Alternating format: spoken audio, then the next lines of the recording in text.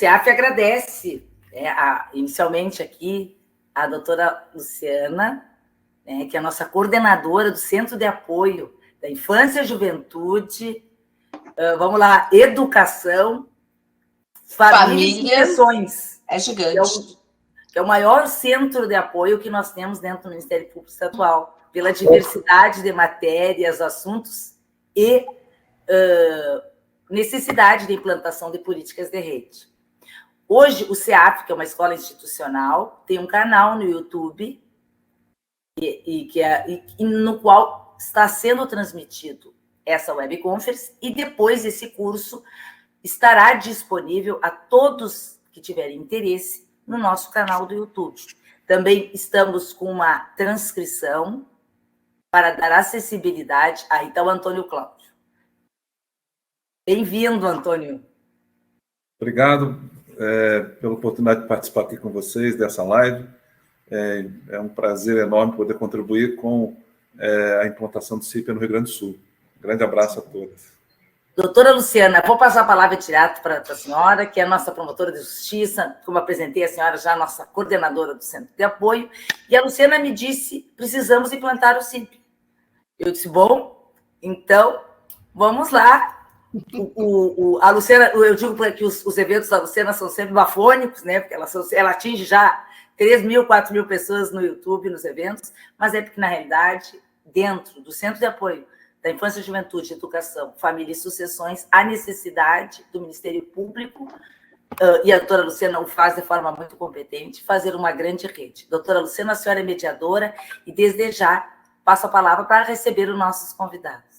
Muito obrigada, querida diretora Marta Beltrame. É o assunto, né, Marta? Não sou eu, é o nosso assunto, essa nossa pauta das violências da criança, do adolescente, da socioeducação, da educação. Então, é algo que de fato nos desafia a todos, mas então, como disse a doutora Marta, sou Luciana Cano Casaroto, promotora de justiça, coordeno o Centro de Apoio Operacional da Infância, Juventude e Educação, Família e Sucessões aqui do Ministério Público do Rio Grande do Sul. Preparamos até um chimarrão, né, do doutor Antônio Cláudio, para recebê-los aqui, porque vejo que temos muitas pessoas de fora do estado. Estão no YouTube agora, nos assistem 177 pessoas, fora o nosso público de dentro de casa. Mas a nossa ideia hoje aqui é a sensibilização para que os conselheiros tutelares usem o CIPIA, registrem seus atendimentos, todos eles, que isso dá efetividade, isso gera dados para as políticas públicas, e para isso muito nos honra contar com a presença do Dr. Antônio Cláudio Lima da Silva, que é o nosso coordenador nacional do CIP. Então, vocês imaginam quanta honra tem o Ministério Público de receber hoje o Dr. Antônio Cláudio, para falar, ele que lá coordena o CIP no nível nacional, está aqui conosco hoje, com todos vocês, para falar um pouco sobre isso. Na sequência, nós vamos ter a nossa não menos querida secretária, Márcia Pires de la Torre, que também, assim, é uma parceira de todas as lutas, eu diria, né, secretária Márcia? Não são poucos os assuntos que nos envolvem. Secretária Márcia, nossa secretária estadual aqui da Igualdade, Cidadania, Direitos Humanos e Assistência Social do Rio Grande do Sul. Junto com ela, nós temos a nossa presidente do CEDICA, Marielle Diotti, né, uma pessoa, assim, também incansável em várias frentes. Da mesma forma, estamos em várias colunas, né, defendendo tanto a infância quanto a família, com o alimento familiar. Enfim, Marielle, seja muito bem-vinda. Laura Schmidt agregou ao time, né, nessa competência de quem faz o CIP, quem dá a senha, como é que é, para onde é que eu ligo, o que eu faço. E por último, mas não muito menos importante, afinal de contas, é para ela, é para eles e é para vocês que nós estamos aqui hoje, são a conselheira Simone Lunelli, nossa conselheira de Bento Gonçalves, que pratica o CIPIA, usa o CIPIA, e vai nos explicar lá da ponta como é que faz, para ninguém dizer aqui que é fácil falar dos gabinetes, né? Então, é muita alegria estarmos todos aqui hoje. Apresentei rapidamente a vocês, mas então agora nós, ao longo de 2 horas, mais ou menos, vai ter espaço para o debate. Então, as perguntas podem ser encaminhadas pelo YouTube, pelo chat do MPCom, para quem está nos ouvindo de dentro do Ministério Público, e nós temos, assim, Antônio Cláudio, secretária Márcia, pessoal de Belo Horizonte, pessoal de Caxias do Sul, Uruguaiana, eu já vi Campo dos Goitacazes, Rio de Janeiro, Tapes também bastante, Mauá, São Paulo, já vi gente da Paraíba também, Santo Antônio do Palma, Rio Grande do Sul, ou seja, estamos aqui, ó, Guaranhuns, Pernambuco. Vocês vejam que estamos no Brasil inteiro e essa é a nossa chance de elevar os nossos números, porque hoje nós temos muito poucos municípios utilizando no Rio Grande do Sul o CIP. Então, doutor Antônio Cláudio, eu deixo a palavra com o senhor, por gentileza. O senhor tem 30 minutos. Muito obrigada. Obrigado, doutora Luciana. Eu sou Antônio Cláudio, coordenador técnico nacional do CIPIA. Fazendo aqui a minha audiodescrição, sou um homem moreno, cabelos curtos, uso óculos, estou usando aqui um paletó preto, camisa branca e gravata escura. Sejam todos bem-vindos, é um prazer estar falando aqui para todo o público, né, que tem interesse no CIPIA, mas em especial aqui para o público do Rio Grande do Sul. O sistema de informação para a infância e adolescência, como a gente tem falado, é uma demanda que nasceu do próprio seio dos conselhos tutelares, né? A história do CIP é antiga, remonta lá aos anos 90, logo após a edição do ECA, e desde essa época ele vem evoluindo, desde um sistema que era offline, que tinha que ser instalado nas máquinas, e até evoluir ali por 2009, 2010 para um sistema web. E em 2016 ele evoluiu para esta versão que a gente usa hoje, que a gente passou a chamar, assim, para diferenciar do antigo CIPIA CTWeb, passamos a chamar de CIPIA Conselho Tutelar, né? Só para diferenciar, mas o conceito é o mesmo, é um sistema web, é um sistema com base de dados nacional, ou seja, todos os dados registrados no CIPIA vão para um banco de dados central, administrado pelo governo federal, no Ministério da Mulher, da Família e dos Direitos Humanos. A gestão em específico é da Secretaria Nacional dos Direitos da Criança e do Adolescente, né? E eu sou o técnico, o administrador nacional do sistema. Isso significa dizer que o sistema não precisa ser instalado nas máquinas, né? Ainda ocorre um pouco essa dúvida, quem é que vem aqui instalar o sistema no meu computador? Não precisa essa etapa, o sistema é web, ele assim como um site de compras que você entra e não precisa baixar nada no seu computador, nem no seu celular, não precisa baixar nada, você acessa o sistema, basta apenas ter o acesso ao sistema, né? E nessa etapa do acesso ao sistema, a gente pode falar aqui um pouquinho, né? Mas eu queria antes falar um pouco sobre essas condições preliminares, né, para a gente implantar o sistema. Então, eu posso compartilhar uma tela aqui para a gente poder ter um apoio aqui de informações adicionais. Eu vou então transmitir aqui uma tela. Deixa eu ver aqui, partilhar. Pronto. Devo estar compartilhando aí uma tela com vocês. Ainda está, já estou compartilhando a tela. Então, deixa eu passar a próxima tela aqui.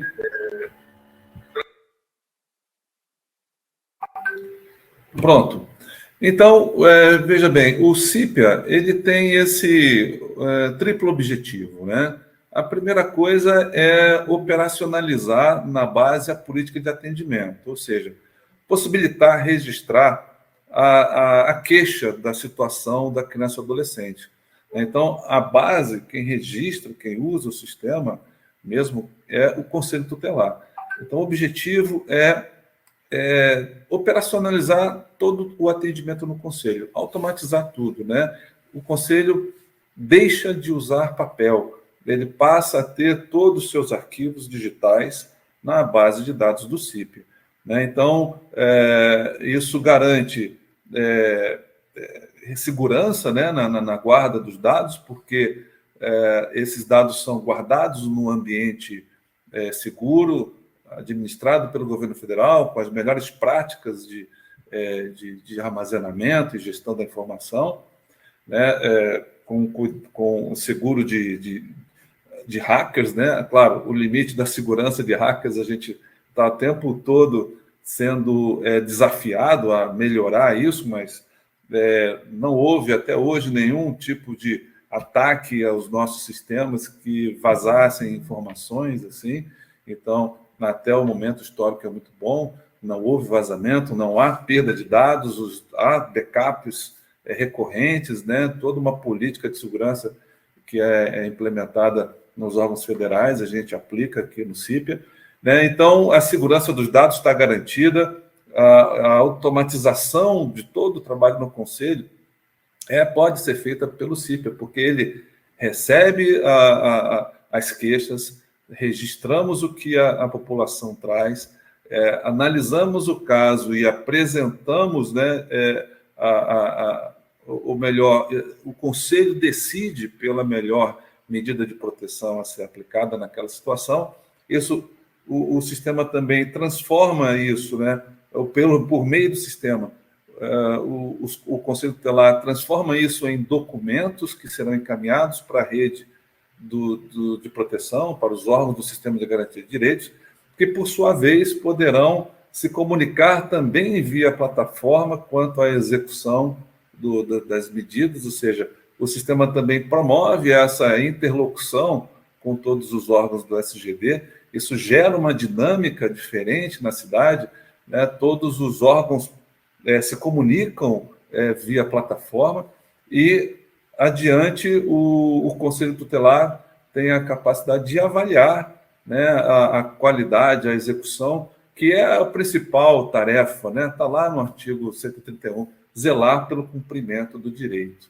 Essa é a tarefa principal do Conselho Tutelar, zelar pelo cumprimento do direito.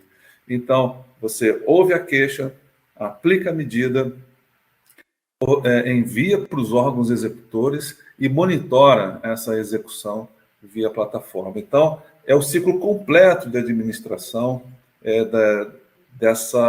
da queixa, né, e da aplicação da medida, de forma que todo o trabalho do Conselho fica automatizado, fica, né, dentro de uma plataforma segura. Assim, então, com isso, eu acabei já mencionando o segundo objetivo, né, que é encaminhar a aplicação da medida mais adequada, visando o ressarcimento do direito, e ato contínuo vem o terceiro objetivo. Sem nenhum trabalho adicional, o Conselho Tutelar pode reportar tudo isso, todo esse trabalho, toda essa questão relacionada às deficiências do atendimento, todas as lacunas, todas as necessidades de novas implementações, o trabalho que eu acho que gera, né, que fundamenta o principal trabalho do Conselho, que é da prevenção, né? Óbvio, o Conselho Tutelar está lá situado, né, naquela dimensão da defesa do direito, mas todo o sistema se retroalimenta, né? Então, na ação de defender, o Conselho Tutelar retroalimenta o sistema e é capaz de prevenir a ocorrência das violações, que eu acho que é o objetivo. A gente não quer cuidar das violências, a gente quer também prevenir as violências, as violações, não é isso? Então, com base em informação, é muito mais eficiente, né, se promover essa prevenção. Eu sempre digo que usar o CIPIA é proteger criança e adolescente com informação, né? Vocês têm aí um canhão, uma ferramenta poderosíssima para proteger crianças e adolescentes, para prevenir principalmente, né? Óbvio, o sistema é uma plataforma para você gerenciar todo esse trabalho de ressarcimento do direito, né, via aplicação da medida de proteção.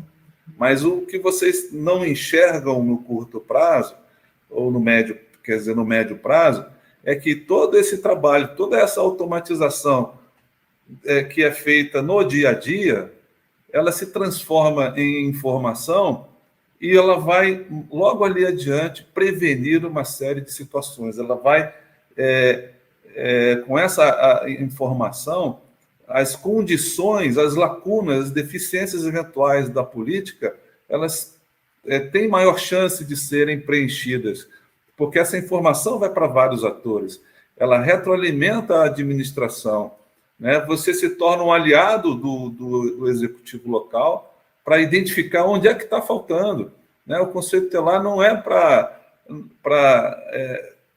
criar animosidade com o prefeito, é para ele atuar em parceria, em dar a informação mais correta, mais adequada, trabalhar em conjunto com as autoridades locais na restauração, no preenchimento das lacunas, na melhoria da política. Então, é isso que eventualmente a gente não vê, né? Olha, mas eu tenho que usar o CIP, eu tenho que ter um computador, eu tenho que aprender a usar. Sim, mas os efeitos benéficos são multiplicados. São coisas que às vezes a gente não vê, né?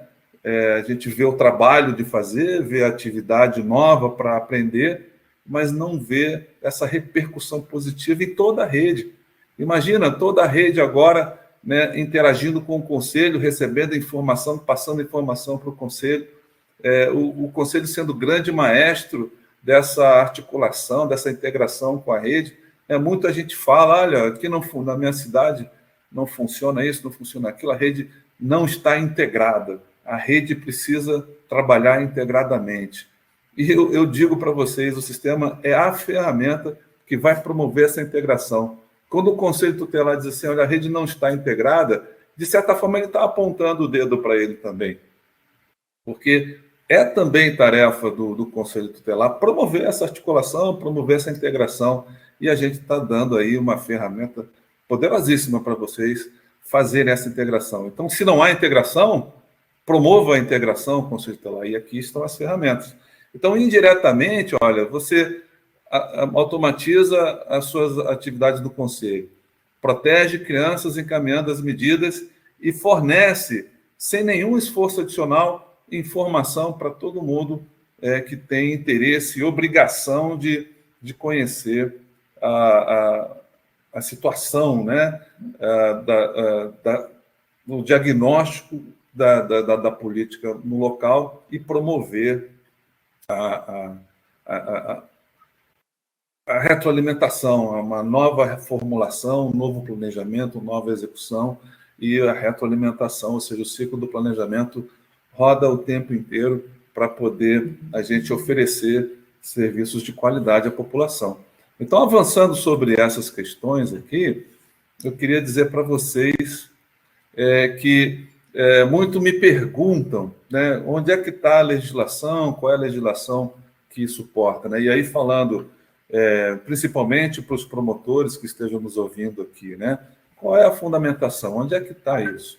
Olha, eu começo pelo ECA, que fala no artigo 136, que é o artigo das atribuições do Conselho, no inciso 9, tem lá uma atribuição que é de assessorar o Poder Executivo local na elaboração da proposta orçamentária para planos e programas de atendimento dos direitos da criança e do adolescente. E o que tem a ver isso, né, Antônio? Olha, como é que eu vou assessorar o Poder Executivo local se eu não tiver informação, né? A disputa por orçamentos, né, é a disputa mais importante em qualquer órgão público, em qualquer empresa, né? Quem tem mais orçamento tem mais poder na organização. E a gente sabe que na política pública o orçamento é fundamental para executar as políticas, né? Então, como é que eu, então, conselheiro tutelar, participo de forma qualificada dessa discussão da proposta orçamentária lá no meu município? Eu tenho que ter os dados, né? Imagine lá o secretário de Educação, o secretário de Saúde, quando vai discutir a proposta orçamentária, ele tem um bom conjunto de dados, ele se preparou, tem esse conteúdo todo à mão. E, assim também, o Conselho Tutelar deve ter, né? E digo mais uma coisa, não espere ser convidado para participar da elaboração da proposta orçamentária. Vocês têm a lei ao seu lado, é uma atribuição do Conselho Tutelar assessorar o Poder Executivo nessa elaboração. Então, não espere ser convidado para isso, vá lá e exerça a sua atribuição, exija do poder local o espaço para você colaborar, porque é uma atribuição, e quem não faz a sua atribuição em lei tem nome para isso, eu não vou nem falar. Então, conselhos, exerçam sua atribuição, exijam esse espaço e levem dados, informações, participem de forma qualificada. Um caminho para isso, o caminho mais fácil, o caminho mais pronto é via o CIPA Conselho Tutelar. E, além disso, nós temos aqui a recomendação CONANDA número 5, de 20 de maio de 2020, que recomenda aos gestores, aos conselhos de direitos, aos conselhos tutelares, em seu âmbito de competência, as ações para a implementação de melhorias e aprimoramento da utilização do CIP. Então, óbvio, eu disse para vocês, o sistema é web, não precisa instalar, mas precisa de internet, precisa de computadores. Então, realmente, se a gente não tiver computador e internet, a gente não vai ter CIP. E aí, esse chamado que o CONANDA faz, que é o Conselho Nacional dos Direitos da Criança e do Adolescente, é para que os poderes executivos locais deem conta dessa infraestrutura para o funcionamento do sistema, deem conta dessa capacitação, deem conta de todos esses... e também contem com essa informação, ou seja, exijam que essa informação seja repassada pelo Conselho.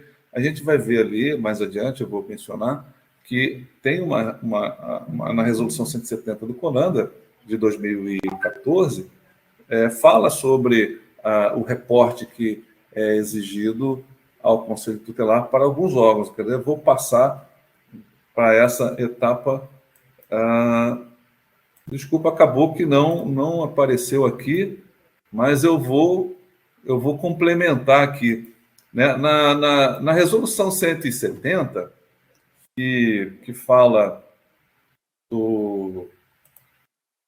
que é a resolução que estabelece o processo de escolha em data unificada, essa resolução é a mesma que ensejou a criação das leis municipais que tornaram os processos de escolha em data unificada. Então, hoje, conselheiro, se você foi eleito em 2019, foi escolhido em 2019, assumiu em 2020, vai até 9 de janeiro de 2024, vai ter novo processo de escolha em 2023. Se está tudo isso organizado desse jeito, colocado em lei municipal, foi a Resolução 170 que promoveu isso. E essa mesma resolução, no artigo 23, fala, determina o relatório trimestral. O Conselho Tutelar deve encaminhar relatório trimestral para Vara da Infância, Ministério Público e Conselho Municipal dos Direitos. Então, como fazer esse relatório? Como fazer esse relatório? Vocês já devem, quem tem praticado o encaminhamento desse relatório, sabe, e não usa o CIPA, sabe que tem que parar vários dias para pegar pastas, para pegar, planilhar tudo, e vai dar a informação sob uma perspectiva. O que eu queria garantir para vocês é que, com o uso do CIPA, esse reporte fica à mão, assim, ao alcance de alguns cliques, de alguns botões que você clica na plataforma e os relatórios são emitidos.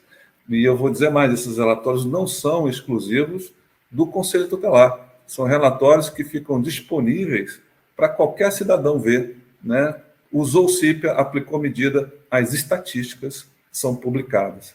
Essas estatísticas estão à mão da academia, ou seja, professores, as escolas podem usar isso para pesquisa, a imprensa pode usar isso para divulgar informação, o legislativo pode usar isso para fazer as leis, o executivo pode usar isso para retroalimentar a política, o Ministério Público e o Judiciário podem ter acesso a essa informação para promover as melhorias, conhecer a realidade local. Então, é isso que eu falo sobre esse poder da comunicação. Usou o CIPA, está na internet, está publicado na internet. A comunicação, em alguns textos, aí, dependendo da abordagem, é entendida como o quarto poder, executivo, legislativo, judiciário e o poder da comunicação, né? Porque e a gente sabe que dessa capacidade, e vocês têm essa ferramenta também na mão, né? Usou o CIPIA, está publicado na internet. Usou o CIPIA, os relatórios estão prontos.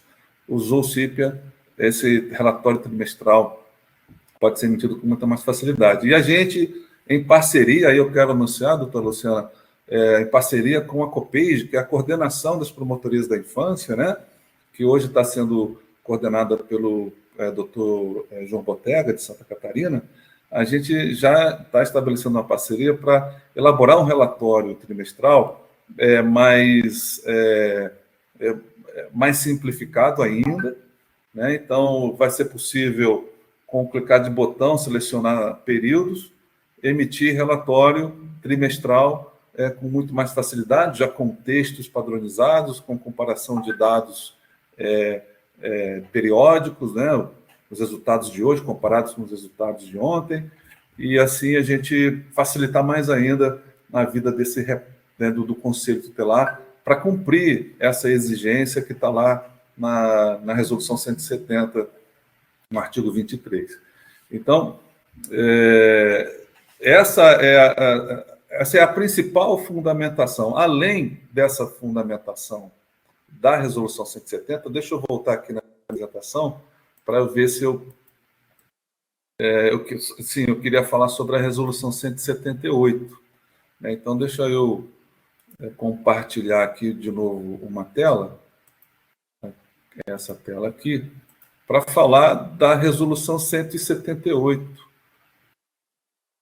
Já está partilhando aí a tela. O que diz essa Resolução 178? É a resolução da implantação do sistema, né? Ela estabelece parâmetros e recomendações para a implantação. Ela diz que os conselhos estaduais lideram esse modelo de implantação e devem criar, portanto, os comitês gestores do CIPIA. Então, em cada estado do país, tem um comitê gestor do CIPIA, né, sob a gestão ali do Conselho Estadual, com a participação do coordenador técnico estadual, que é uma representação aqui dessa coordenação técnica nacional aí nos estados. Então, são as minhas cópias aí nos estados que fazem esse trabalho de ser ponto de referência, de ser o referencial técnico, de promover as capacitações, de fazer as avaliações de liberação de usuário, de coordenar essa implantação no Estado. Junto com esse coordenador estadual, nesse comitê participam também um membro do Conselho Estadual, né? Em geral, esse coordenador técnico é membro da Secretaria de Estado gestora da política. Em alguns estados, ele é membro do Conselho Estadual. Então, certo é que eu vou ter um membro do Conselho Estadual e um membro da Secretaria Gestora da Política, e mais, a Associação de Conselheiros e Ex-Conselheiros também participa desse comitê, o Fórum Estadual dos Direitos da Criança e do Adolescente, o Fórum DCA, o Fórum da Sociedade Civil, as associações municipalistas ou as associações de prefeitos, para quê? Para fazer chegar essa mensagem, né, lá nas prefeituras sobre a necessidade de implantação do sistema, e também membros da escola de conselhos, se houver no Estado. Quando não houver, qualquer órgão responsável pela formação de servidores no Estado. Para quê? Para incorporar as políticas de formação de servidores também esse conteúdo do CIPIA. Então, esse comitê gestor é formado por essas equipes, aí, por esses membros, e que vai cuidar da implantação. E o que é essa implantação? Deixa eu voltar aqui. Como é que essa implantação funciona? Né? Desculpa, bem aqui nesse círculo que eu gostaria de mostrar. Tem aqui a coordenação técnica nacional, aí ao centro.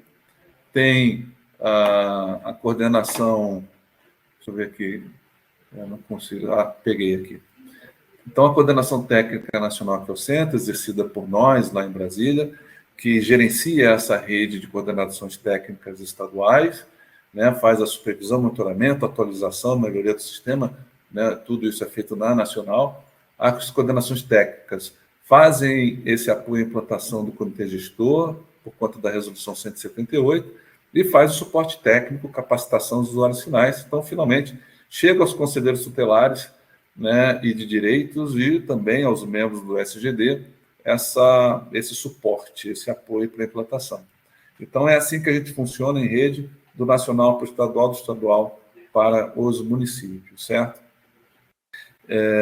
Então, e como é que... E aí eu gostaria aqui de voltar e dizer assim, como é que eu tomo conhecimento de... Eu vou mostrar para vocês, muita gente não conhece, aqui no portal do CIP, a gente tem a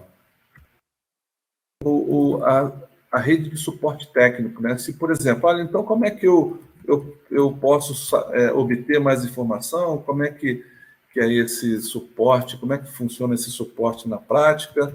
Com quem que eu falo? Mando um e-mail? Ligo para quem? Como é que está isso? No endereço do CIP, né? Na página, na tela de entrada do CIP, é isso que eu queria mostrar para vocês. Deixa eu compartilhar de novo uma tela. Eu queria mostrar aqui para vocês como é que eu trabalho. Peraí, como é que está aqui? Guia do Chrome. Não, eu queria uma tela. Não estou conseguindo. Não, é essa tela aqui mesmo. Pronto. Eu acho que é essa tela aqui. Que eu vou colocar isso daqui. Não, agora eu me enrolei, eu consegui. Bom, eu queria mostrar aqui uma tela do sistema. Deixa eu jogar essa tela lá. Para conseguir. Então, eu vou tentar novamente compartilhar essa tela, só para vocês verem aqui que na própria tela de acesso, essa aqui é a tela de acesso do CIP, né? E aqui onde a gente coloca o CPF e a senha, desculpa, está aparecendo aqui uma tela que eu não queria, pronto, voltou. Onde a gente coloca o CPF e a senha para entrar no sistema, tem também um bloco de informações complementares, onde vocês podem ter acesso aqui ao manual do sistema, que eu recomendo fortemente, porque tudo que a gente fala aqui nas capacitações estão aqui nesse manual do usuário. Então, eu já ouvi, sinceramente, relatos de pessoas que mencionam que com o manual e com as lives, com os vídeos, né, conseguiram iniciar o uso do sistema. Recentemente eu fui no Congressul, ali em Balneário Camboriú, agora no mês de julho, e recebi muito feedback positivo nesse sentido. Olha, Antônio, eu consegui iniciar o uso do sistema sozinha, a partir do manual, a partir dos vídeos que você publicou na internet, das capacitações.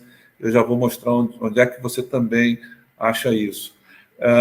Aqui as estatísticas que eu mencionei. Olha, se eu quiser conhecer a situação de violação na minha cidade, basta selecionar aqui um período, qualquer, vou botar o período de 2022, por exemplo, até hoje, vou selecionar aqui o critério de direito violado, vou selecionar Rio Grande do Sul, para a gente saber aqui qual é, e essa informação que a gente está vendo aqui é a informação real, tá? É a informação de hoje, do ambiente de produção, do ambiente real, onde se registram os dados, né? Está aqui, olha, Bento Gonçalves, a gente vai ter aqui a conselheira de Bento Gonçalves daqui a pouquinho falando sobre sua experiência. Realmente é um destaque.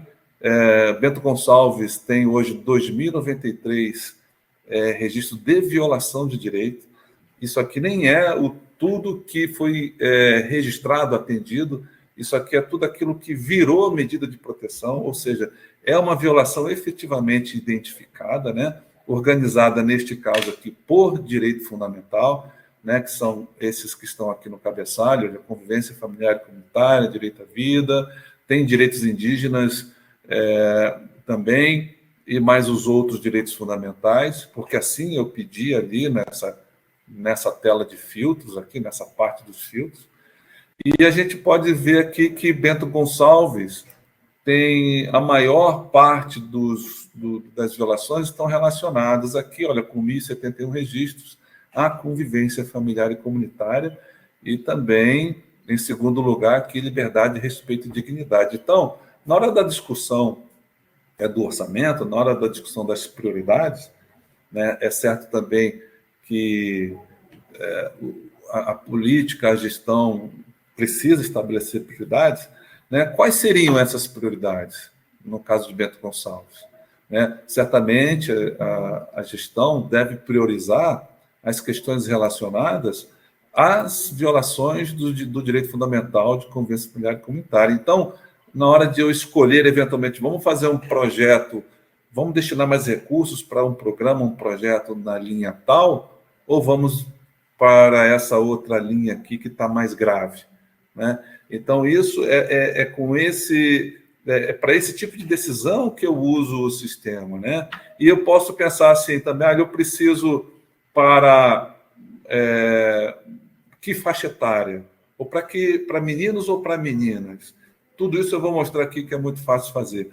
Olha, então aqui a gente está vendo o Bento Gonçalves, esse resultado, um destaque aqui também para Pelotas, olha, Nova Petrópolis está usando também, né?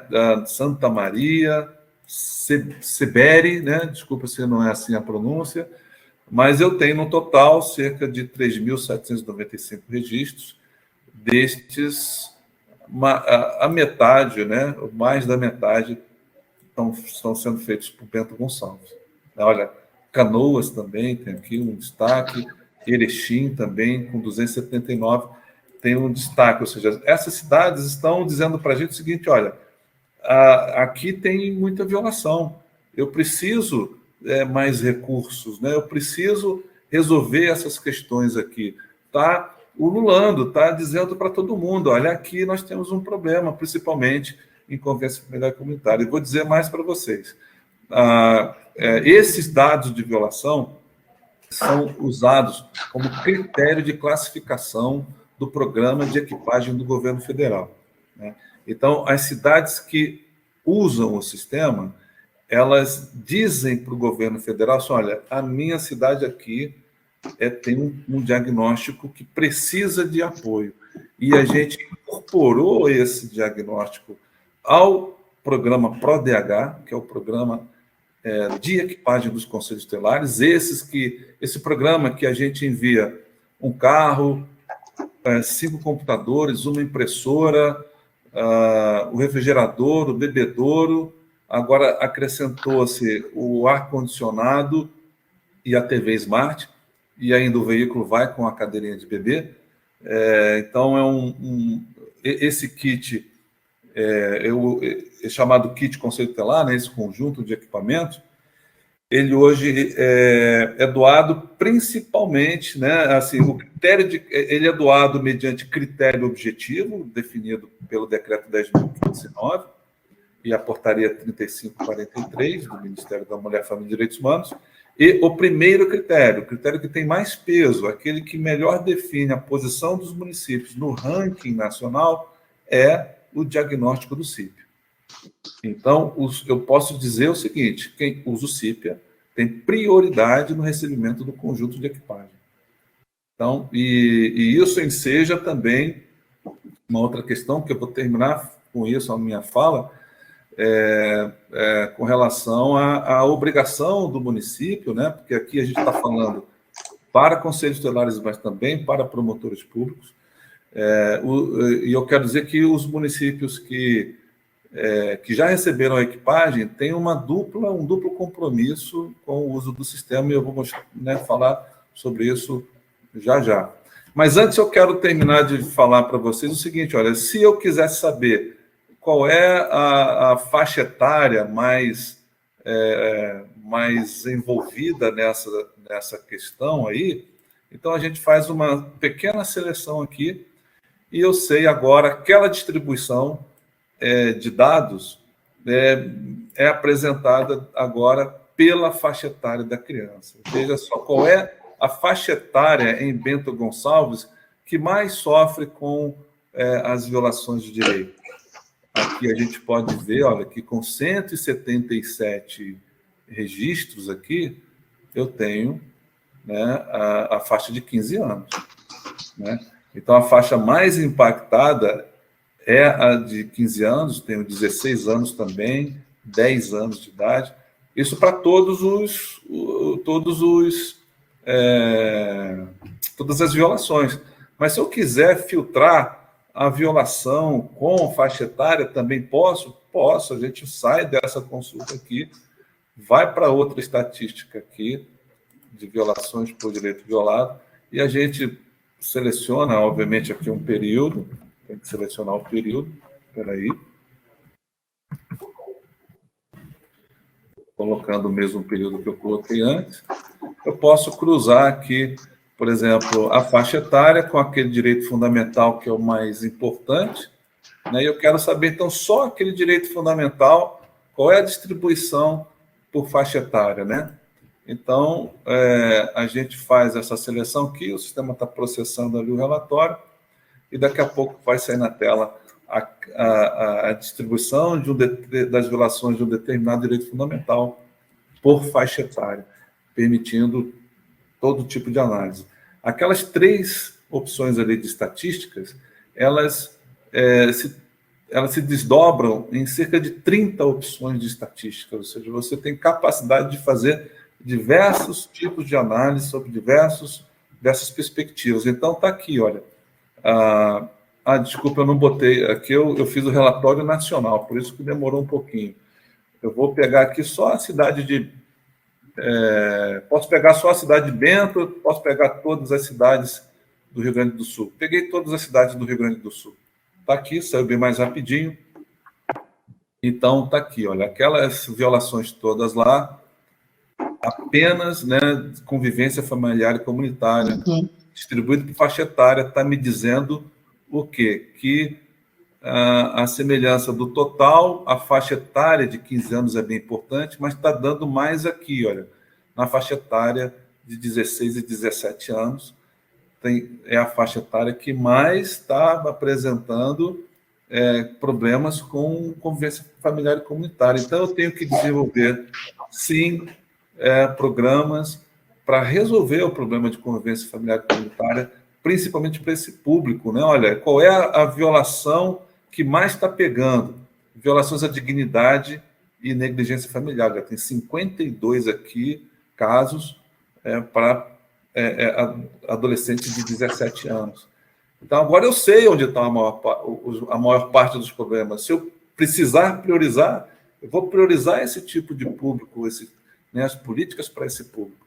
Então, vocês vejam que a gente fez uma análise aqui em poucos minutos sobre uma situação real que está acontecendo no Rio Grande do Sul, e a gente pode descer isso ao nível de município, né? Como eu falei, se a gente descer aqui para o nível de município, olha só, eu consigo dizer que em Bento Gonçalves a coisa é semelhante.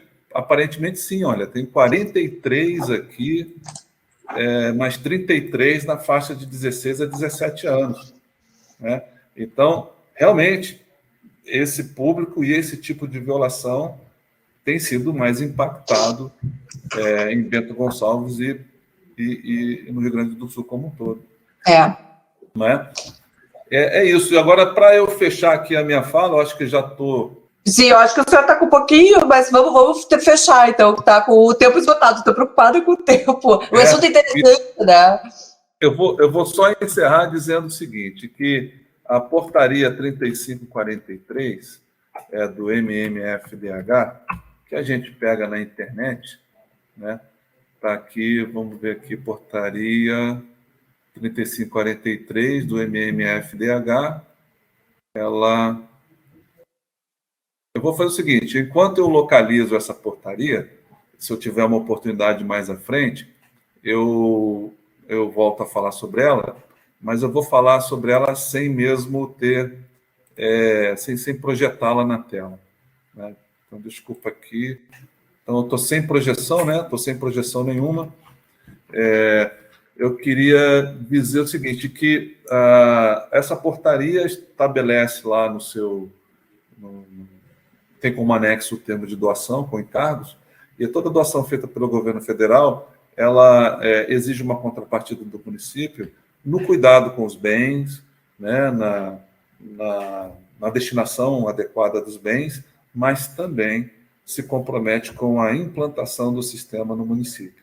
Então, a contrapartida à doação para os conselhos tutelares é a utilização do sistema, isso estabelecido em termos de doação com encargos, e daí eu queria deixar essa mensagem para o Ministério Público, né, que precisa conhecer quais são os instrumentais que ele pode ter para realizar o seu trabalho de fiscalização, em especial sobre a implantação do sistema nos municípios, e também para os conselhos tutelares entenderem e conhecerem um pouco mais sobre esse compartilhamento, né, de compromisso com a administração na hora da implantação do sistema. Então, assim eu vou dando por encerrada a minha participação, desculpe aí pelo extrapolar o tempo, Luciana, né, a gente tinha planejado ao menos tempo, eu pedi mais 10 minutos e ainda foi pouco, né? Mas é que o assunto, ele é isso. E para vocês terem uma ideia, agora estão nos acompanhando pela internet 314 pessoas, né? E esse público só aumentou aqui dentro. Então, ao todo, nós temos bem mais de 400 pessoas. E eu acho que o senhor falou muito bem. Assim, é que o tema é instigante. Então, assim, dados, é a dinâmica com a rede que muda, é o Conselho Tutelar sendo maestro, e nós, promotores de justiça, sabendo que temos sim que exigir esse registro, né? Que não é algo de uma liberalidade e que, bom, pode fazer ou pode não fazer, não, é necessário, é uma obrigação, e não é tão difícil assim, né? Como agora o senhor até mostrou. Mas eu vou de imediato passar a nossa palavra para a querida secretária de Estado, Márcia Pires de la Torres, como eu já disse, secretária de Estado da Igualdade, Cidadania, Direitos Humanos e Assistência Social. Essa secretaria também é grande, né, secretária? Por gentileza, então fique à vontade, a palavra é sua. E depois a gente tem o tempo dos debates, tá? Então não se preocupem que a gente vai ajustando com as perguntas que estão chegando. Secretária Márcia, por gentileza. Bom dia a todos e a todas que nos assistem. Eu vou iniciar fazendo a minha autodescrição. Eu sou uma mulher morena, de cabelos e olhos castanhos, uso uma blusa laranja, tenho um colarzinho dourado, Eu vou iniciar fazendo um cumprimento especial ao Ministério Público do Rio Grande do Sul, nas pessoas das doutoras Marta Beltrame, que é nossa diretora do Centro de Estudos e Aperfeiçoamento Funcional, e da doutora Luciana Cano Casarotto, coordenadora do Centro de Apoio Operacional da Infância, Juventude, Educação, Família e Sucessões, tão grande quanto o nome da nossa secretaria e tão representativo quanto as nossas responsabilidades com esse segmento. Pela promoção desse evento, nós entendemos esse evento necessário e importante, cujo nome, né, pelo nome que ele já se tem, precisamos implantar o CIPIA no Conselho Tutelar, ele fala por si só. O Ministério Público do Rio Grande do Sul, doutor Carlos, é importante a gente fazer esse registro, tem sido um verdadeiro ativista nas causas promotoras dos direitos humanos do nosso Estado, e um parceiro, né, direto da nossa secretaria e das nossas políticas, que são os compromissos das nossas secretarias. Cumprimento o doutor Antônio Cláudio pela brilhante exposição técnica esclarecedora. Cumprimento também aqui a Marielle, que é a nossa presidente do CEDICA e coordenadora das políticas para crianças e o adolescente da Secretaria. Com ela também a nossa técnica participando junto conosco, a Lauren, né, que são excelentes técnicas responsáveis pelas políticas dentro da nossa secretaria. E cumprimento a Simone, que aqui, em nome dela, cumprimento todos os conselheiros tutelares que se fazem presente, né, aqui nesse evento. Bom, a gente está aqui hoje, né, doutor Antônio, como o senhor já disse, para conversar sobre o uso do sistema do CIPIA para infância e adolescente, que é uma plataforma online de registro das violações dos direitos fundamentais das crianças e adolescentes utilizados pelos nossos conselhos tutelares em todo o território nacional. O sistema é uma ferramenta informatizada, online e gratuita, faço questão de voltar a registrar isso, que possibilita o registro e o acompanhamento dos casos atendidos pelos conselheiros e conselheiras, garantindo a documentação e a preservação do histórico das denúncias e dos atendimentos. O CIPIA é um importante instrumento de trabalho dos conselheiros tutelares, auxiliando-os na elaboração do diagnóstico da real situação da infância e da adolescência nos nossos municípios. Sua utilização vai ao encontro da construção de ações e estratégias para a garantia da proteção integral da criança e dos adolescentes previstas no ECA. Além disso, possibilita qualificar ainda mais o trabalho dos conselheiros e conselheiras tutelares, que atendem cotidianamente crianças e adolescentes e suas famílias. Pois de um colegiado bem informado das suas competências e atribuições depende a história de muitas crianças e adolescentes, não só porque pode e deve intervir quando há uma violação de direitos, mas também porque pode evitar novas violações após a primeira notificação. Por esse motivo, o Conselho Tutelar tem em seu âmbito de atuação um espaço privilegiado para a construção, avaliação e aprimoramento das políticas públicas voltadas para a infância e adolescência, pois está diariamente implicado e imerso na realidade das famílias e comunidades onde as crianças e os adolescentes se desenvolvem. A utilização do sistema viabiliza a produção de importantes dados e informações, subsidiando os conselhos de direitos e os nossos governantes, nos 3 níveis federativos, para a gestão e formulação de políticas públicas que busquem a efetivação com equidade social dos direitos de todas as crianças e adolescentes. A partir do seu uso, é possível mapear quais regiões dos territórios precisam de ações prioritárias do poder público, auxiliando também na definição da destinação, em especial, dos recursos humanos e dos nossos recursos financeiros. Atualmente, a nossa secretaria, resumindo a SICDAS, como é a abreviatura da nossa secretaria, por meio da nossa Coordenadoria de Políticas para Criança e Adolescentes, é o órgão técnico responsável no âmbito estadual pelo CIPIA-CT, realizando a coordenação técnica estadual, entre outras demandas. A coordenadoria realiza capacitações gratuitas sobre o uso do sistema, assim como seminários e formações sobre as diferentes temáticas que adentram o sistema de garantia de direitos e os processos de trabalho dos conselheiros e conselheiras tutelares. Neste ano, apesar dos desafios do pós-pandemia, nós capacitamos 19 municípios pelo Estado para o uso do sistema, número que com certeza vai ser ampliado nesse segundo semestre.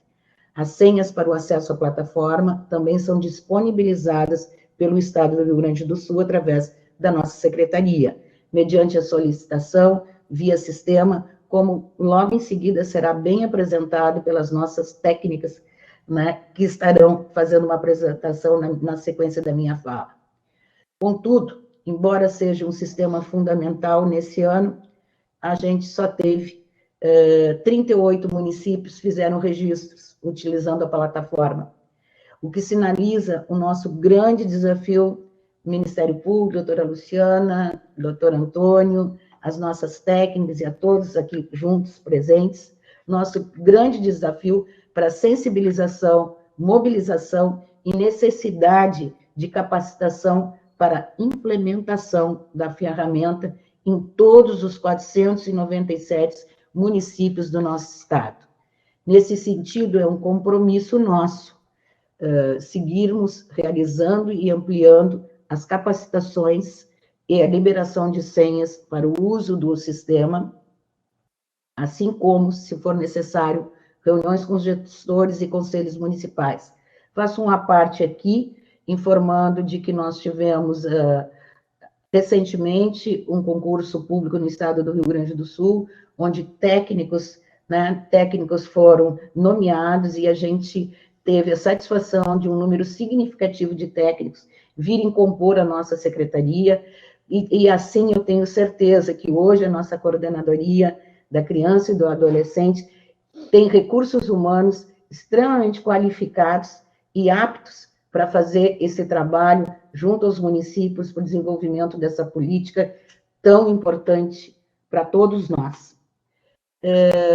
Também é importante destacar que no ano de 2018 foi instituído o Comitê Gestor do CIPIA-CT, que tem como membros representantes dos órgãos do Poder Executivo Estadual, representantes dos conselhos tutelares, Conselho Estadual dos Direitos da Criança e do Adolescente, entre outros. O Comitê Gestor é responsável por planejar ações estaduais para a implantação do sistema, contemplando a intersetorialidade. Como o doutor Antônio falou, nós já estamos com esse comitê estruturado no estado do Rio Grande do Sul e, com certeza, nós vamos reativá-los, é um compromisso nosso e das nossas técnicas, porque é uma política que é transversal. E esse é o nosso papel de fazer o estímulo e a participação de todas as demais políticas públicas do estado do Rio Grande do Sul. Para finalizar aqui a minha fala, deixo aqui um compromisso de que para o próximo ano já encontra-se no planejamento da Coordenadoria da Criança e do Adolescente a previsão de realização de capacitações centralizadas em Porto Alegre sobre o uso do CIPIA, assim como um curso de EAD e seminários regionais sobre o tema. O sucesso do CIPIA, ou seja, sua implantação e uso qualificado, depende de que todos os municípios façam adesão ao sistema. E aqui um apelo para todos que nos ouvem, instituindo-se como uma ferramenta de trabalho dos conselhos tutelares, com ato normativo que regulamente tal deliberação. Também devemos aproveitar, nesse momento, e informar que estamos vivendo o ciclo das conferências dos direitos das crianças e adolescentes para dialogar sobre o tema, elencando deliberações sobre sua implementação. Nosso compromisso, enquanto gestora, é de, efetivamente, trazer essa política como prioridade, porque aqui nós estamos falando das nossas crianças e adolescentes, que não tenho dúvida, todos nós aqui queremos construir um modo de vida onde todas as pessoas consigam viver numa sociedade mais justa e mais igualitária. Vou passar agora a palavra, né? E eu acho que a doutora Luciana passa, mas a nossa equipe técnica vai estar à disposição de todos para os esclarecimentos mais necessários. Obrigada e à disposição na nossa secretaria. Querida secretária Márcia, sim, de fato, eu sempre brinco, né, agora na Assembleia nós nos encontramos com o pessoal também, a gente hoje estamos aqui no momento visível de reunião pública, mas são tantas as reuniões e as conversas para que avancemos nessas nossas pautas, né, que bom contar com a senhora, muito obrigada pelas palavras, e Marielle agora, né, nossa querida Marielle Diotti, presidente do CEDICA, coordenadora da Coordenadoria de Políticas. Marielle, ajuda. Políticas para criança e adolescente da secretaria. Vai lá que é tua, querida. Obrigada. Bom dia a todos e todas. Vou fazer a minha autodescrição para podermos iniciar. Então, eu sou uma mulher branca, de cabelos e olhos castanhos. Estou com um batom e um tom um pouco coral, talvez. Estou com um lenço vermelho e uma roupa e uma blusa cinza clara atrás de mim. Há uma parede branca com alguns quadros. Estou com brincos dourados também, uma argola dourada. Quero aproveitar para cumprimentar, para dizer o quanto estamos felizes de estar aqui com essa mesa online, né, composta pelo nosso coordenador nacional, o Antônio, com a nossa secretária Márcia, que tem tido um papel fundamental no processo de qualificação e ampliação das ações da coordenadoria, inclusive, né, com a destinação de recursos humanos, que muito pleiteamos, né, para conseguirmos aí ampliar as nossas ações, o Ministério Público, a doutora Luciana, doutora Marta, a Luciana, que é sempre parceira, nós nos vemos em tantos espaços, né? Brincamos que são sempre as figurinhas, né, que estão aí. Tivemos recentemente essa semana uma audiência pública, que também estávamos juntos discutindo a questão da primeira infância, e vamos ter aí muito mais pela frente, né? Simone também, que coisa boa, né? Estarmos como uma pessoa que está no cotidiano, que está no dia a dia, utilizando esse sistema para que nós possamos conversar sobre ele. Então, quero iniciar, assim, a minha fala explicando que Lauren e eu vamos trocando aqui, vamos fazendo uma casadinha, nós vamos falar juntas, porque entendemos que seria a melhor forma de utilizar, de otimizar o nosso tempo.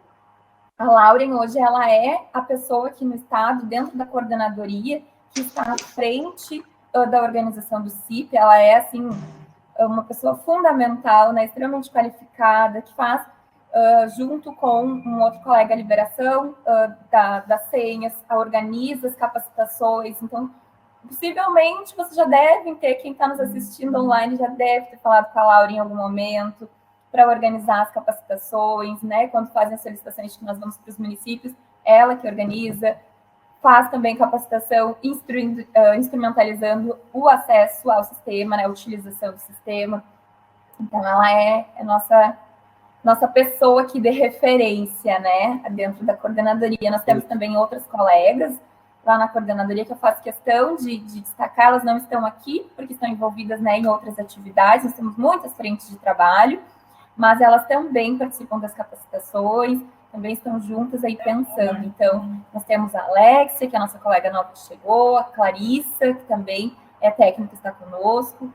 Nós temos a Ana, que é a nossa estagiária, mas assim, né, às vezes até difícil, porque ela, hoje em dia, ela tem uma qualificação tão boa, assim, que às vezes a gente quase esquece, né, tem que lembrar isso. Temos a Tanise, que é a nossa secretária do SEDICA, o Guilherme, também que trabalha no SEDICA, e todo um departamento de direitos humanos que trabalha também com outras pautas. Eu vou deixar a Lauren se apresentar, porque nós vamos fazer essa casadinha. Pode ser, doutora Luciana, essa... Então, tá bem. Deve, pode, fica até mais dinâmico, né? Claro, Lauren, por favor. Olá, bom dia a todos, obrigada, Mary.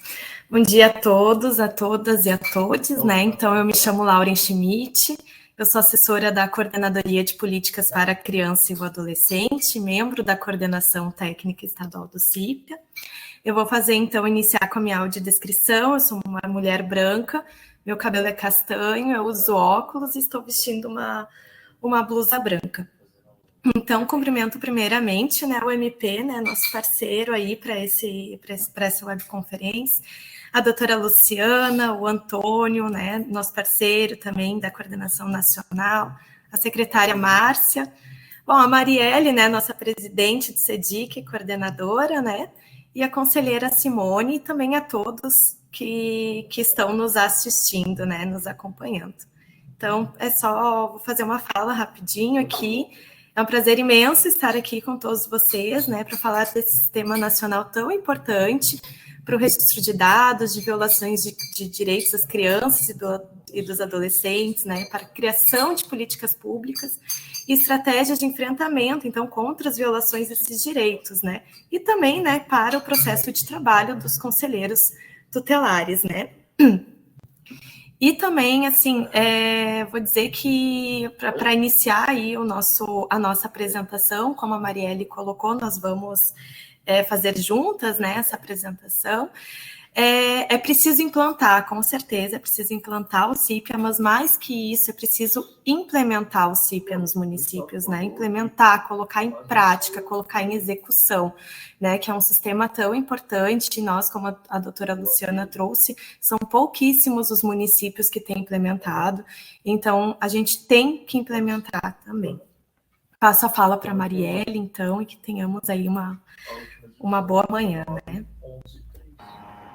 Obrigada, Lauren.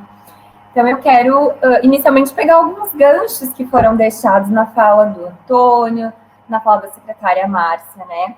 Então, como o Antônio disse, o CIPA, ele nasce de uma demanda dos conselheiros e das conselheiras tutelares, né, para que se possam registrar essas informações, para que se possa para que possamos ter dados sobre esses atendimentos, inclusive para pleitear a ampliação, a qualificação dos conselhos tutelares, porque nós vamos conseguir fazer isso com dados, né? Então, o que eu dizia é que é importante isso, né, de quando a gente traz que o CIPIA, ele é um meio, né, ele é um instrumento de trabalho para que nós consigamos alcançar os nossos objetivos, que é a viabilização dos direitos de crianças e adolescentes. As capacitações do CIPIA, né, a utilização do sistema, ele não é um fim. E isso é importante porque nos faz ter a compreensão de que nós precisamos ter muito nítido e discutir os demais processos de trabalho dos conselheiros e conselheiras tutelares. A Lauren vai me ajudando aqui, né? Mas nas nossas capacitações nós sempre achamos importantes termos um diálogo inicial sobre a questão dos direitos fundamentais. Quais são esses direitos fundamentais? Como nós percebemos cada um deles? Para que nós possamos preencher o sistema de forma qualificada. Porque não pode ser algo, né, instrumental. Tem que ser algo crítico, tem que ser algo com posicionamento frente ao que está ali. Então, a questão do registro, ela deve ser compreendida como um dever ético, inclusive, de cada um e cada uma dos trabalhadores que compõem, então, os conselhos tutelares. Porque, afinal de contas, temos um dever de manter viva a história dessas crianças, os atendimentos que são realizados a elas. E, especialmente, quando falamos na não revitimização de crianças e adolescentes, né, doutora Luciana, quando falamos na Lei 13.431, que é de 2017, ela vai trazer que nós precisamos registrar os atendimentos para que as crianças as crianças e as famílias, não precisem contar suas histórias diferentes vezes, porque isso tem o nome de revitimização, isso é uma violência institucional. Então, nesse sentido, o registro ele ganha uma dimensão ainda mais central, né? Esse registro que vai acompanhar quando eu faço um encaminhamento, quando eu aplico uma medida de proteção para essa criança ou adolescente, porque aí vai dar sequência na rede com as informações prévias para que seja qualificado, para que não precise contar essa história novamente. Então, por isso trazemos um pouco, né, dessa dimensão. E aí, quando a gente vai falar da questão dos dados, eu quero resgatar aqui no estado do Rio Grande do Sul, onde que nós percebemos, qual foi o momento chave, né, que deu estopim para que nós entendêssemos que o CIPIA era uma prioridade, que nós, no estado do Rio Grande do Sul, iríamos trabalhar para a implantação. Foi justamente quando nós fomos construir o nosso Plano Decenal dos Direitos Humanos da Criança e do Adolescente, lá em 2016. Na construção do Plano Decenal dos Direitos Humanos da Criança e do Adolescente, nós percebemos que não tínhamos dados a respeito do trabalho dos conselheiros e conselheiras tutelares, que os nossos dados sobre as violações de direitos eram fragilizados, eram frágeis, né? Porque nós não tínhamos esse sistema implantado.